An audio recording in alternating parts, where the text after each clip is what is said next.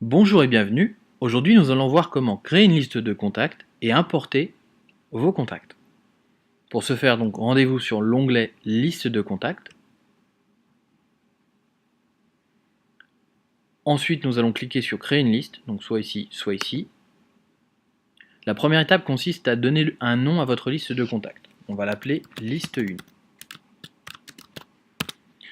On nous demande par défaut le nom d'expéditeur et l'adresse ici, l'adresse email d'expéditeur.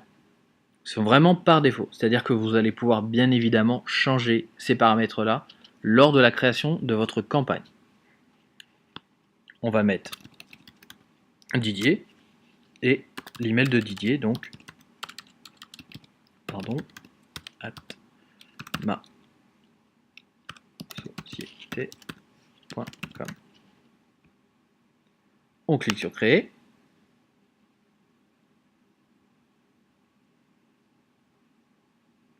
Nous voici donc sur notre liste de contacts. Je vais retourner sur l'onglet liste de contacts pour vous montrer. Voilà, on a bien une liste de créer. Alors je vais dessus. Je vais avoir plusieurs possibilités.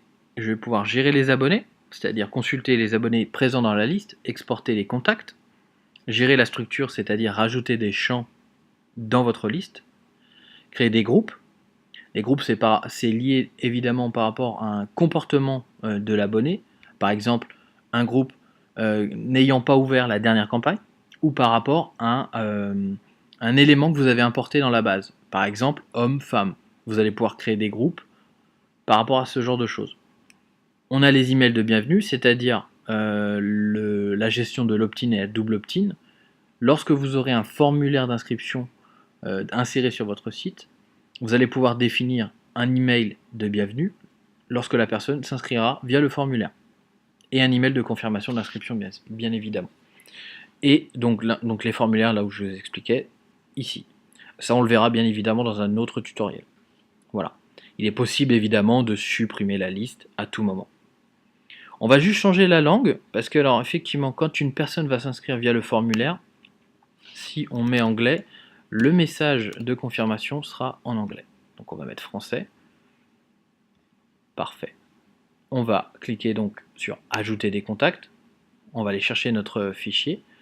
Première étape, on nous demande tout simplement si les contacts qu'on va importer nous appartiennent et n'ont pas été achetés ou loués. Après, à vous d'aller voir effectivement dans notre condition générale ou évidemment dans la politique anti-spam pour vérifier tout ça. On clique bien sûr. On arrive sur l'étape suivante.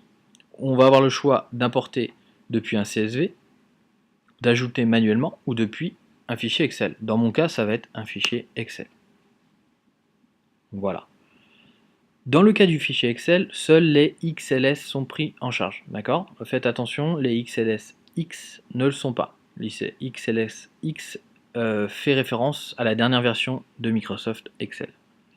On va choisir le fichier, base email, donc j'avais préparé un petit fichier pour vous montrer l'importation.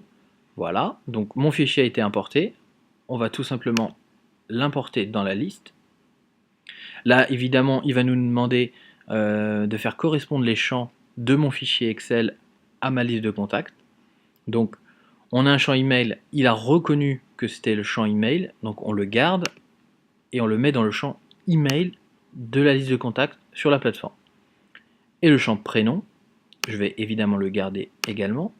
Je vais donc donner un nouveau nom au champ. Il va juste transmettre le nom que j'avais mis. Moi, je vais juste mettre une petite majuscule quand même. Voilà. J'importe. Voilà. 100%, donc 6 données, 6 données ont été importées. Parfait. Il y avait bien évidemment 6 contacts. Voilà, donc j'ai 6 abonnés à ma liste de contacts. Je vais aller dans Gérer les abonnés juste ici. Voilà, et je visualise finalement les données que j'ai importées. Donc l'email, la date d'inscription, c'est évidemment la date à laquelle vous aurez importé ou la personne, que vous aurez importé votre fichier, ou alors que la personne s'est inscrite via un formulaire, par exemple, et le prénom qui est ici. Voilà. On peut, si on veut, aller directement sur un contact en particulier, on clique dessus, et là on pourra avoir le détail de sa fiche d'abonné, et ce qu'on appelle l'activité récente, on pourra savoir quelle campagne il a ouvert, quelle campagne il a cliqué. Voilà, ça c'est très intéressant. Vous pouvez bien évidemment désabonner la personne ou la supprimer. Désabonner sera toujours dans votre liste de contacts, mais dans une partie désabonnement. Désabonner, pardon. Du coup, évidemment, la personne ne recevra pas les prochaines campagnes. Et vous pouvez exporter l'activité de la personne. Je retourne sur gérer les abonnés. Voilà, donc effectivement, vous avez l'intégralité. Sur gérer les abonnés, en fait, vous allez avoir trois catégories donc d'abonnés. Vous allez avoir les actifs, vous allez avoir les invalides et les désabonnés. Donc les désabonnés, je viens de vous expliquer.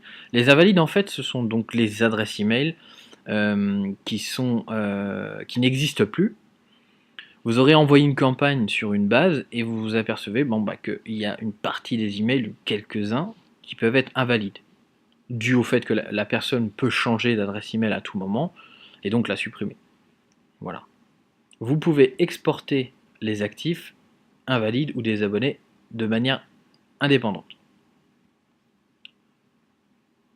On retourne sur notre liste numéro 1.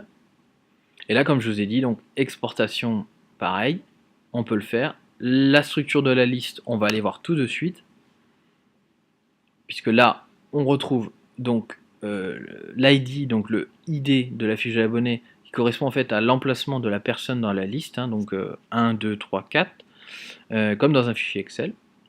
On a son email, on a la date d'inscription et le prénom. À savoir qu'évidemment, les trois premiers ne sont pas effaçables. Vous ne pouvez pas les supprimer, c'est des champs qui sont très importants, qu'on doit garder de manière légale. On va cliquer sur ajouter un champ, et là tout simplement on donne un nom, donc par exemple le nom, j'ai mis le prénom, mais j'aurais pu très bien importer aussi des noms, et là on nous demande le type de champ, est-ce que c'est du texte, des nombres ou une date, c'est du texte en l'occurrence, ajouter. Voilà, donc le champ c'est ajouté. Je retourne sur ma liste.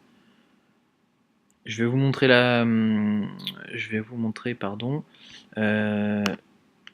le champ dans gérer les abonnés pour que vous puissiez voir qu'il a bien été rajouté. Vous voyez?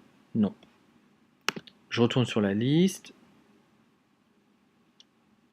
Voilà. Après les autres fonctions, comme la création de groupe, les emails de bienvenue et les formulaires, on verra ça évidemment dans un autre tutoriel. Voilà. J'espère que ce tutoriel vous aura aidé. À très bientôt!